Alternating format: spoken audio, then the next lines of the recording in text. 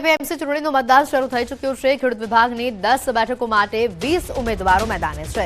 ખેડૂત વિભાગની 10 બેઠકો માટે 261 મતદારો છે, જ્યારે 20 માંથી 5 ઉમેદવાર દ્વારા ભાજપના મેન્ડેટવાળા ઉમેદવારોને સમર્થન આપવામાં આવ્યું છે। વેપારી વિભાગની 4 બેઠકો માટે કુલ 16 જેટલા ઉમેદવારો મેદાને છે। વેપારી વિભાગની 4 બેઠકો માટે 805 મતદારો છે। વેપારી વિભાગ અને ખેડૂત વિભાગમાં મતદાનમાં ભારે ઘસારો પણ જોવા મળ્યો છે।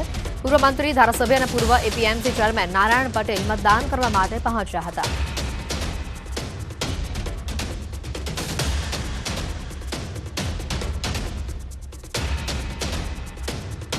ઊંઝા એ સમગ્ર એશિયામાં ખ્યાતનામ મસાલા બજાર છે, એટલે આની ચૂંટણી પ્રત્યે લોકોને ચોક્કસ જિજ્ઞાસા હોય, પણ અહીંયા આગળ ખૂબ જ સૌહાર્દભર્યા વાતાવરણમાં અત્યારે ચુનાવ થઈ રહ્યો છે। ખેતીવાડી ઉત્પન્ન બજાર સમિતિ ઊંઝાની ચૂંટણી યોજાઈ રહી છે અને વેપારી વિભાગ અને ખેતીવાડી ખેડૂત વિભાગની ચૂંટણી આજે ચાલી રહી છે।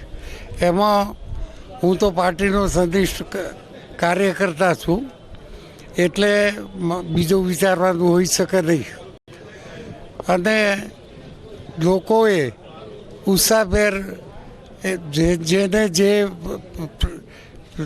જે રીતે વોટિંગ કરવું હોય એ રીતે કરશે, એ જ અભિલાષ। આજની ચૂંટણી એટલે ઊંઝા એપીએમસી આખા એશિયાનું સૌથી મોટું માર્કેટ છે અને સ્વાભાવિક છે કે એને લઈને ચૂંટણી આવે એટલે દરેક લોકોને થોડી અપેક્ષા હોય, આકાંક્ષા હોય અને દરેક જણ આ એપીએમસીના વહીવટમાં યોગદાન આપવા માટે પોતપોતાની રીતે પ્રયત્નો કરતા હોય।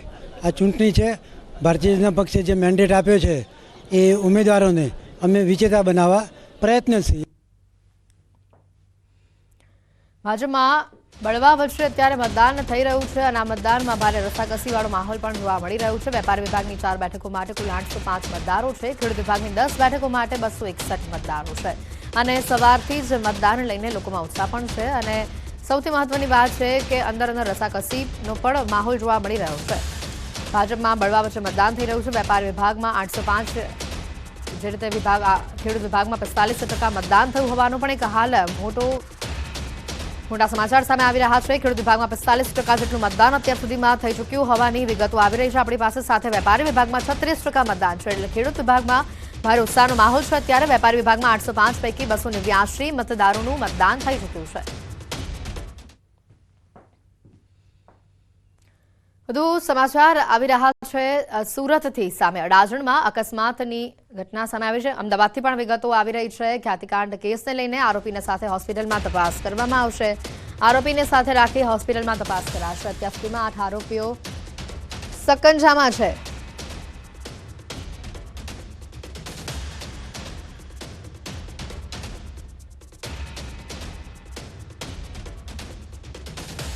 ખ્યાતિકાંડમાં વધુ કેટલાક મોટા ખુલાસા સામે આવી શકે છે। આરોપીને સાથે રાખીને હોસ્પિટલમાં તપાસ કરવામાં આવશે। આરોપી રાજશ્રી કોઠારી 25 ડિસેમ્બર સુધી રિમાન્ડ પર છે। મહત્વની વાત છે, 25 ડિસેમ્બર સુધી રિમાન્ડ પર છે। 2021થી હોસ્પિટલમાં ડિરેક્ટર પદ પર હતા રાજશ્રી કોઠારી। અત્યાર સુધીમાં 8 આરોપીઓની ધરપકડ થઈ ચૂકી છે। એક હજી ફરાર હોવાની માહિતી છે। કાર્તિક પટેલના આગોતરા જામીન અરજી પર સુનાવણી થશે। આરોપીના વકીલ મુદત માંગવા માટે આવ્યા હતા। માત્ર એક જ આરોપી મુખ્ય સૂત્રધાર કાર્તિક પટેલ વિદેશમાં હોવાની વાત છે। પરિવારજનો દ્વારા આગોતરા જામીન અંગે સુનાવણી થશે। મહત્વનું છે કે ખ્યાતિકાંડની તપાસમાં એ પણ ખુલાસો થયો છે કે ખ્યાતિ હોસ્પિટલની મીટિંગ મળી હતી, તેમાં ગમે તેમ કરીને રોજના 10 ઓપરેશન કરવાની ડાયરેક્ટરે સૂચના આપી હતી। જેમ બને તેમ સરકારી યોજનાઓનો લાભ લઈ પૈસા ખેંચી લાવવા કહેવામાં આવ્યું હતું અને તેના કારણે બેફામ રીતે હોસ્પિટલમાં ફક્ત સરકારી યોજનામાં બંધ બેસતા લોકોના ઓપરેશન કરવામાં આવતા હતા। હોસ્પિટલમાં 1 સપ્ટેમ્બર 2021 થી 28 ઓક્ટોબર 2024 સુધી 8534 દર્દીઓની સારવાર પૈકી 112 દર્દીના મોત થયા હોવાની માહિતી છે। હવે સૌથી મોટી વાત થઈ રહી છે કે 2 દર્દીઓના ભોગ લેનાર ડોક્ટર પ્રશાંત વજીરાણી હોસ્પિટલની પેનલમાં જ ન હતો, છતાં ઓપરેશન કર્યા છે।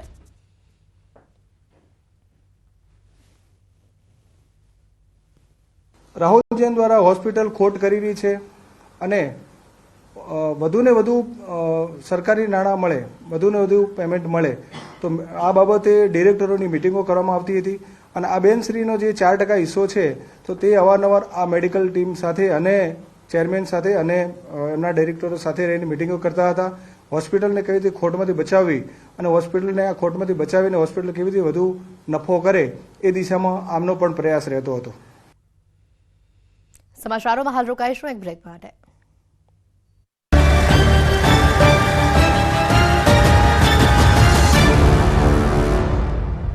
ફાઇનાન્સ ગુજરાતમાં બરાબરનો ઠંડીનો માહોલ જામી ચૂક્યો છે. કાતિલ ઠંડી સાથે બર્ફીલા પવનો ફૂંકાતા લોકો ઘરની બહાર નીકળવાનું ટાળી રહ્યા છે. ગુજરાત જાણે કાશ્મીર બની ગયું છે. ઠંડી 5 દિવસથી રીતસરનો કહેર મચાવી રહી છે. ઠંડીએ એવા ભૂક્કા બોલાવ્યા છે કે દિવસે પણ લોકો ઘરની બહાર નીકળતા ડરે છે. સાથે સાથે બર્ફીલા પવનને કારણે ગુજરાત હિલ સ્ટેશન બની ગયું છે. આ સાથે જ રાજ્યના 7 જિલ્લામાં 12 ડિગ્રી સેલ્સિયસથી પણ ઓછું તાપમાન નોંધાતા લોકો ઠૂઠવાયા છે. હજુ ઠંડીથી કોઈ રાહત મળવાની નથી. હવામાન વિભાગની આગાહી મુજબ કચ્છમાં 2 દિવસ કોલ્ડ વેવ રહેશે. કચ્છમાં 2 દિવસ ઠંડીનું યલો એલર્ટ જાહેર કરાયું છે.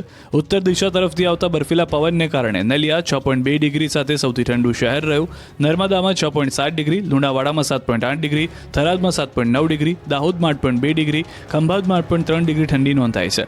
બીજી તરફ અંબાલાલ પટેલે આગાહી કરી છે કે 2 દિવસ બાદ ઠંડી ગાયબ થઈ જશે. 17મી બાદથી ઠંડી ગાયબ થઈ હોય તેવો અહેસાસ થશે. 17મી ડિસેમ્બર બાદ તાપમાનમાં વધારો થશે. બાદમાં ડિસેમ્બર અંતમાં ફરી ઠંડી અસલ રૂપ જોવા મળશે. તો જાન્યુઆરીમાં પણ ગાત્રો થીજવતી ઠંડી પડશે. ડિસેમ્બર અંતમાં બંગાળ સાગરમાં સિસ્ટમ બનશે, જેની અસર જાન્યુઆરીમાં સ્વેટર સાથે રેઇનકોટ પર રાખવો પડશે. 14મી જાન્યુઆરી બાદ કરા સાથે વરસાદ થઈ શકે. 14થી 30 જાન્યુઆરી સુધી ડબલ ઋતુનો અહેસાસ રહેશે.